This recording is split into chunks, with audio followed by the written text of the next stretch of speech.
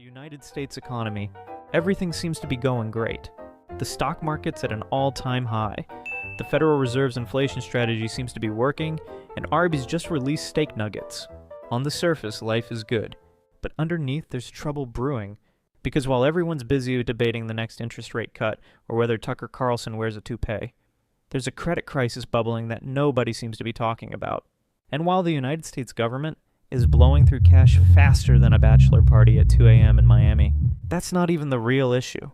The real issue is that the rest of America is looking at this reckless spending and saying, "Hey, that looks kind of fun." And because of this, the United States now has record high levels of household debt, mortgage debt, auto debt, student loan debt, and credit card debt. Moral of the story, Americans are drowning in debt. And by the end of this video, I'm going to show you that the so-called growth everyone's bragging about is really just fueled by a consumer debt crisis that's been building right under everyone's nose.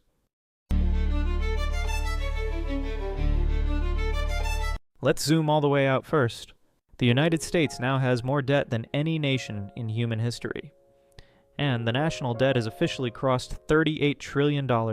And borrowing isn't free. We now spend $1 trillion a year just to service the interest on that debt.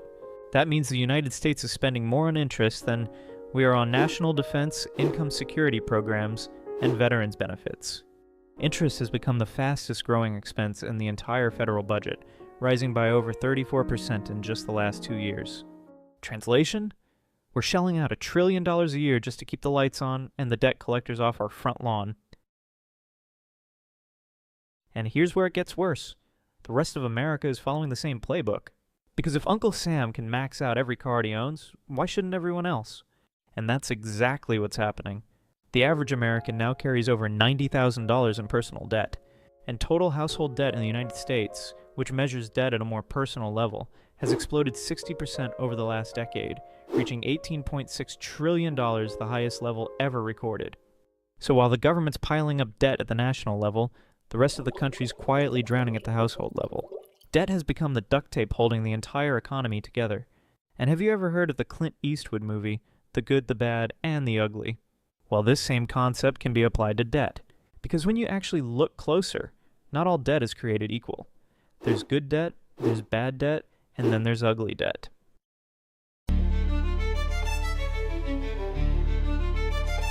When you look at how the New York Fed categorizes total household debt in the United States, everything falls into two main buckets: housing debt and non-housing debt. And it's only right to start with the good debt, housing debt. Housing debt is then split even further into two categories: mortgage accounts and home equity revolving accounts. Let's get the main one out of the way first: mortgage accounts. These include every type of long-term home loan, from first mortgages to refinancing to home equity installment loans. They're what the Fed calls closed-end loans, which essentially means you get a chunk of money up front, make monthly payments with interest, and once it's paid off, the account's closed for good. In simple English, it's the giant soul-crushing debt you take on for the privilege of owning 4 walls and a roof. And make no mistake, mortgage balances in the United States are massive. They actually make up the bulk of not just housing debt, but total household debt in America. Total mortgage balances have reached a record $13 trillion, the highest level ever recorded. Now onto the other type of housing debt, home equity revolving accounts. These are also called a home equity line of credit, and are essentially just a credit card for your house. You leverage your home's equity, pay back what you used, and then tell yourself it's an investment since it's technically linked to your house. It was an investment! And while home equity line of credit balances have jumped more than 30% since 2021, which marks the fastest rise since before the 2008 financial crisis, the overall total remains modest, at roughly $411 billion. So while the overall trend is eyebrow-raising, it's not something that demands immediate concern. So if housing debt is the good older brother in the family, then that raises the question, what's on the other side of things? And that would be non-housing debt. This is the problem child. Non-housing debt is split into 4 categories: student debt, auto debt, credit card debt, and other. But auto loans in the catch-all other bucket are holding steady for now, so we'll save those for another day. However, the same can't be said for the other two: student loan debt and credit card debt.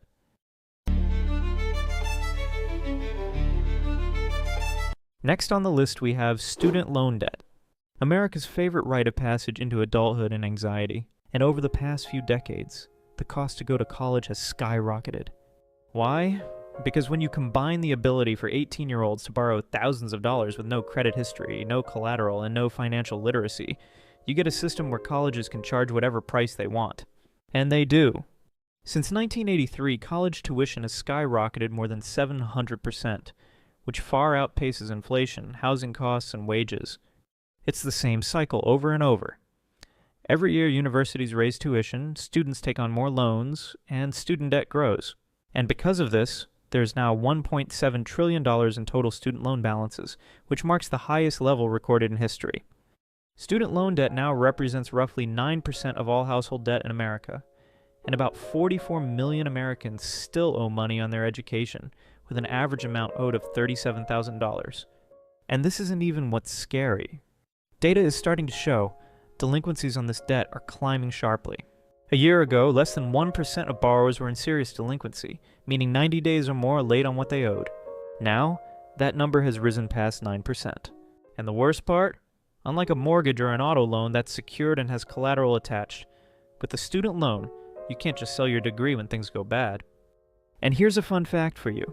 Student debt is one of the few types of debt that typically doesn't get discharged when you file bankruptcy. Student loans are the herpes of the finance world. They never really go away.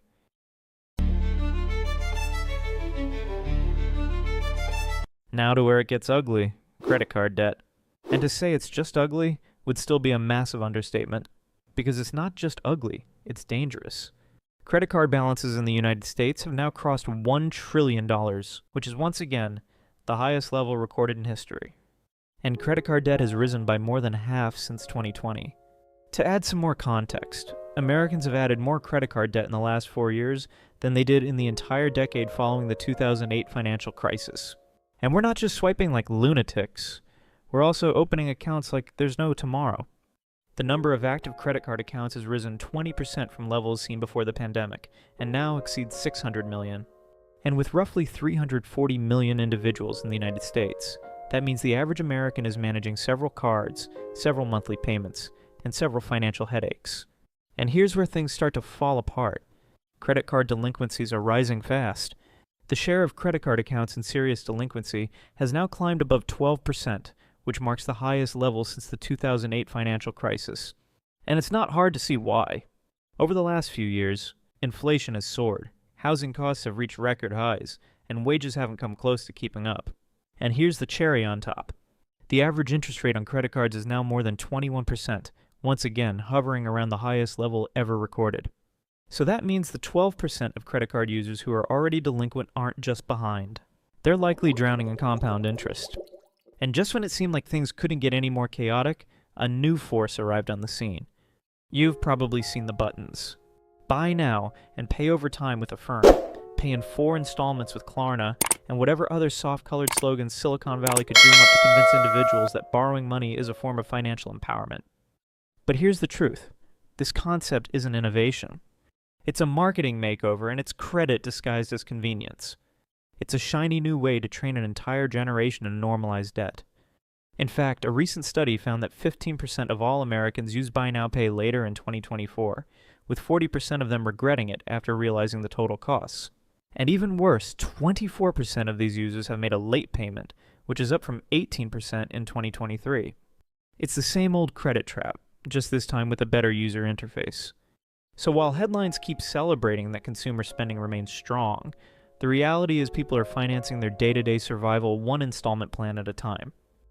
And when you start to look at the American economy from a debt-first perspective, everything starts to look a whole lot different. It doesn't look like the booming economy everyone's talking about on CNBC. It looks more like a giant game of hot potato where everyone's hoping the music doesn't stop. Every record-high stock market headline, every flashy consumer spending report, it's all built on borrowed money. Because the truth is, America isn't saving for the future, it's financing the present. And that's what makes the credit crisis so dangerous. It's not loud, it's not sudden, and it's not dramatic. It's quiet, it's gradual, and it's happening in plain sight. So yeah, everything appears to be fine on the surface. The markets are high, inflation's easing, and unemployment's low. But underneath, the foundation's beginning to crack. Because this is America, a country that's surviving on debt.